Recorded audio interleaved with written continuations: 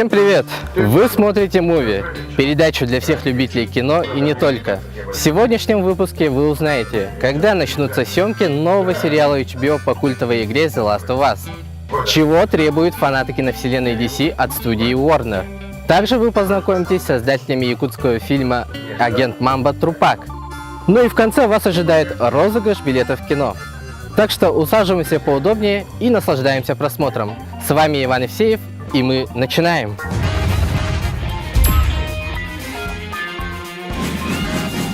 Рубрику открывает новость о поддержке известной сетью закусочных возрождения киновселенной DC под руководством Зака Снайдера. Этой сетью оказалась Subway. На своей странице в Twitter они опубликовали сообщение «Мы делаем это вместе» и добавили к нему хэштег Restore the Snyderverse. Как многие помнят, недавно вышедшая Лига Справедливости Снайдера стала результатом борьбы фанатов со студией Warner в социальных сетях. Многие признают, что фильм получился куда удачнее версии Уидона и теперь требуют от киностудии возродить киновселенную DC в том виде, в котором видел ее Зак Снайдер. Фильмы с минимумом шуток и более серьезным, мрачным повествованием. Ну и без наложения графики на усики Супермена.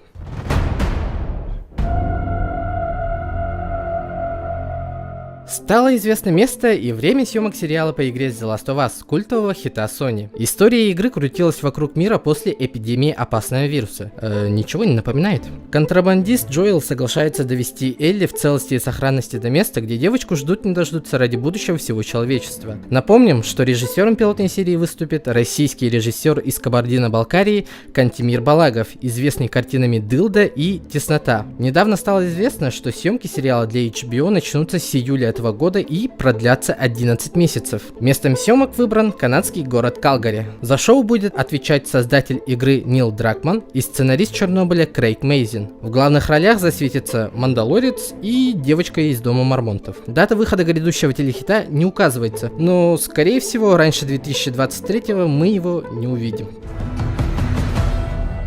Российский кинохит «Последний богатырь. Корень зла» вошел в топ-20 кассовых проектов за первые несколько месяцев кинопроката. Фильм расположился на 18-й строчке мирового рейтинга. Злоключения сына Ильи Муромца из нашего мира, Бабы-Яги, Василисы, Кощея, Колобка и других сказочных персонажей смог заработать около 2 миллиардов рублей при бюджете в 650 миллионов. И это в период пандемийных ограничений. Прошлая часть саги, вышедшая в 2017 году, смогла заработать 1,7 миллиарда рублей. Неплохой результат. Да и сам фильм получился вполне удачным. Так что с нетерпением ждем третью часть, которая должна выйти в декабре этого года.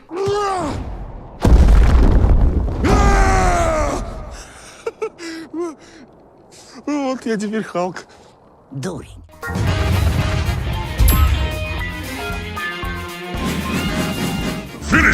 Родные для многих поколений слова. Легендарная во всем мире серия видеоигр в жанре файтинг не могла пройти мимо голливудских киноделов, которые хотели на волне популярности заработать пару-тройку сотен миллионов зеленых. И если первая игра серии вышла в 1992 году, то экранизация долго не заставила себя ждать. Она вышла в 1995 году и стала одним из хитов проката, заработав 122 миллиона при бюджете в 20. Затем последовала не столь удачная вторая часть, и производство полнометражных фильмов заглохло. Были еще и телевизионные адаптации, которые не пользовались тем же успехом, как и игры. Да и не стоит забывать, что первая экранизация породила монстра в виде Пола Андерсона, режиссера всех «Обителей зла» с нашей Милкой Йовович в главных ролях. Ты получишь то, о чем всегда мечтала. Отмщение. Годы проходят, поколения сменяются, интерес к играм не угасает, и на горизонте возникла новая адаптация. Уже от австралийских профессионалов. По крайней мере, надеемся, что они профессионалы, так как информация о них минимум. По сюжету Люкан уже не главный герой. Нам преподносят персонажа по имени Коул Янг, за которым повелитель холода Сабзира ведет охоту. На помощь, как и всегда, приходят Джакс, Соня Блейд и старший бог грома Рейден. Вместе они готовятся к смертельной битве со внешними врагами. Но многие, конечно, ждут битвы двух непримиримых врагов — Скорпиона и Ледышки. Точнее, Сабзира. Фильм вышел на экраны с 8 апреля, и почему-то решено было его адаптировать как Mortal Kombat. Mortal Kombat перевели на русский как Mortal Kombat. Ну, ок.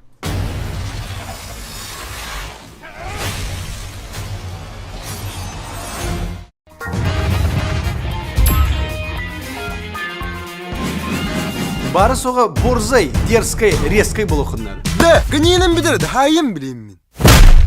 Онда менен жиннақ мамбетің ұрау. В 2019 году вышла криминальная комедия «Агент Мамба», где персонаж полицейский в исполнении известного вайнера Иннокентия Хабоева должен был внедриться в банду угонщиков автомобилей и остановить их. Помимо Иннокентия в актерском составе засветились и другие известные личности республики: Владимир Тимофеев, Виталий Щукин, Галя Виноград, Альберт Наговицын и Дмитрий Баишев. Просто какая-то горячая смесь, подарившая всем зрителям море позитивных эмоций на большом экране. Мы начали с образа Иннокентия Хабоева.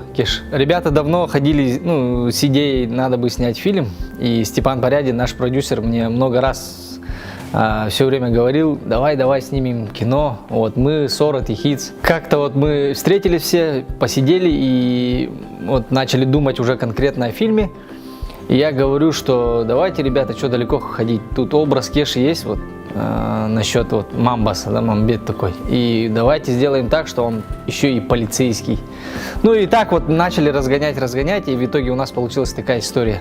За все время проката картина заработала при бюджете в 1,7 миллионов рублей более 16 миллионов. На сегодня кинокартина, снятая Алексеем Амбросьевым-младшим и спродюсированная Степаном Порядиным, носит звание самого прибыльного и кассового фильма в истории якутского кино. Но, как признается Степан, процесс создания над первой частью не позволял разойтись на широкую ногу и нанимать отдельно гримеров, костюмеров и других членов съемочной команды. Ребята делали все сами, на чистом энтузиазме. На Трупаком это основная причина была пандемия, да, сложности. А в первой части у нас было несколько причин. И мне как продюсеру было трудно найти решение.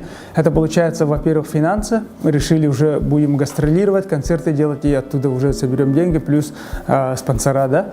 И второй момент — это неопытность наших ребят. Для Боба, для Кеши это как бы был первая актерская такая большая роль, сразу на главной роли, да. А Щука до этого снимался, у него более-менее опыт был.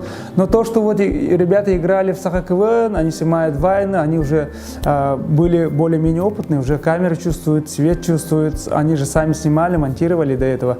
Это, думаю, очень помогает. Из-за того, что у нас было, финансы не очень позволяли, да, некоторые работы делали сами, например, все были водителями почти, у кого есть права, все были грузчиками, мы сами таскали свет, сами там. У нас не было гримера, Галя Виноград сама красила себя, и ребят тоже там чуток подчеркивала, пудра туда все, чтобы пота, теней не было. Не было костюмеров, сами подбирали одежду. Успех необходимо было закрепить следующим фильмом. И тут перед командой встал вопрос: о чем снимать, как развить историю агента Мамба. Режиссер и сценарист Алексей Амбросьев решил, что необходимо открыть завесу тайны над персонажем Альберта Наговицына, главного антагониста первой части. Мы вообще думали о второй части, да, агенте Мамба, как о продолжении. Потому что мы не могли об этом не подумать, да? Потому что, вроде бы и ребята, все хотят, все есть, все можем снимать, и так выстрелила вроде история. И мы начали думать о второй части. Но вдруг наш продюсер Степан Порядин сказал, что, возможно, давайте снимем про Трупака отдельно, спин-офф. Потому что он, Трупак, был такой обаятельный, у него это персонаж, и он очень понравился зрителям. И мы думали, что снимем сразу после премьеры агента Мамба, вот летом, да, того года. Но там не получилось, потому что я историю не увидел про Трупака. Но потом, получается, через полгода, год что ли, как-то начали тоже обсуждать, разгонять, и все-таки история сложилась в моей голове, и я такой сказал: давайте, все получается, давайте писать и снимать. И мы заставили Алика похудеть. А там так же получилось, что Алик на самом деле похудел, а Щука наоборот набрал. Там фишка есть, что надо похудеть. И он сдержал свое слово.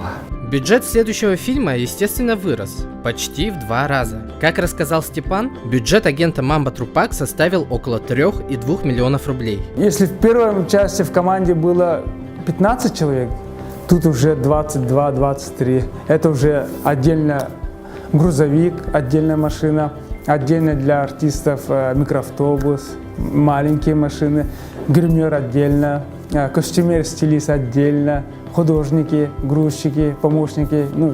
Уже как как полноценный уже по всем канонам сняли этот фильм. Мы в первой части, они же много времени проводят в машинах, и мы их снимали, и там все время приходилось долго ждать операторскую группу, потому что там они долго гриповали, там все дела прикрепляли. Оператор, наш постановщик Иван Семенов, который снимал оригинальную часть тоже, он предложил, давайте закажем отдельный вообще грипп такой специальный для машины, короче, чтобы ставить, ну, чтобы быстрее все было. Ну вот, и ребята, давайте, поддержали идею, все заказали, и так что у нас в этом плане, в Трупаке, вот кадры, которые вот они сидят в машине, там тоже полно сидят. Ну, они вышли вот намного лучше, чем прошлый раз. Потому что в прошлый раз даже там какие-то моменты были, где камера сама вот так вот при поворотах гуляет, поворачивает там. И это показалось ощущение, что там это специальный оператор поворачивал. На самом деле она сама поворачивала. Такие дела. Алексея Амбросьева многие якутяне знают как сценариста и режиссера ужасов, драм и триллеров. Он приложил руку к созданию таких известных якутских фильмов, как «Мумуттар», «Республика Z» и к недавно вышедшемуся «Терсер 2». Поэтому нам было интересно узнать, насколько сложно было работать над комедийным жанром. Ведь многие считают, что снять хорошую комедию намного сложнее, чем другие жанры. Ребята все молодые, так сказать, все с чувством юмора, поэтому я сам люблю хорошую шутку, да, поэтому мы нашли общий язык. Невозможно придумать все шутки в одного, да, поэтому мы большинство вот придумали все на площадке, когда готовились, вот так, что вот как-то все вот так вот рождалось. Трупак мы снимали в Якутске, в Намцах и Сотинск в Салданском районе. Ну и пригородом вот рядышком. Старались выбрать такие интересные места, интересные локации, потому что вот иногда даже мы сами устаем, то что вот наш Якутск показываем, поэтому вот всегда стараемся, чтобы было что-то интересно. Создатели надеются, что приквел также понравится зрителям, как и первая часть. Агент Мамба Трупак выйдет уже на следующей неделе. Чисто для себя я посвятил этот фильм, ну, мое личное мнение, да, якутскому хип-хопу, якутскому рэпу.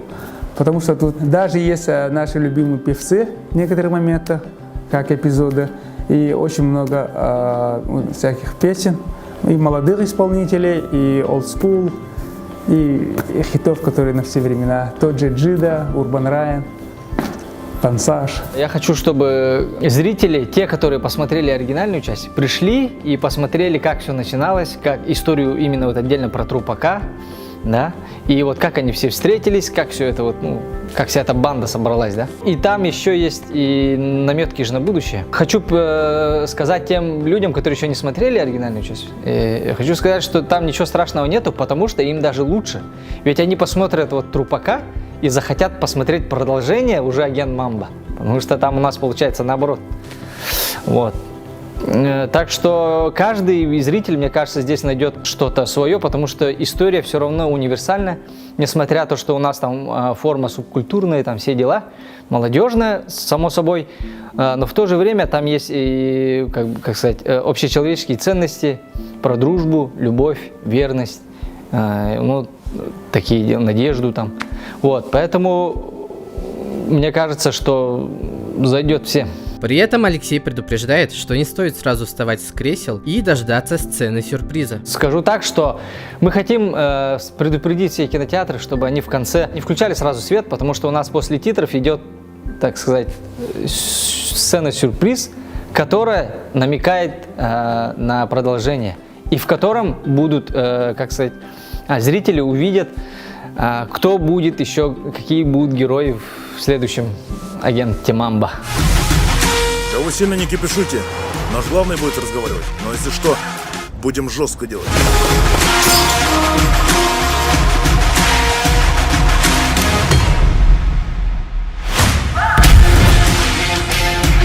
Это что ли? Мен американский кеннер в гульдугула дигана. Оба смотрите.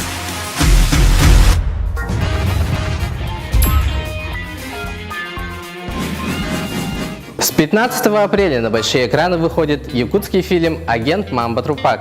Как вы помните, первая часть является одним из самых кассовых фильмов в истории якутского кино. Поэтому сегодня мы решили разыграть 2 пригласительных билета в кинотеатр «Лена». Для этого вам необходимо узнать, откуда взять этот кадр.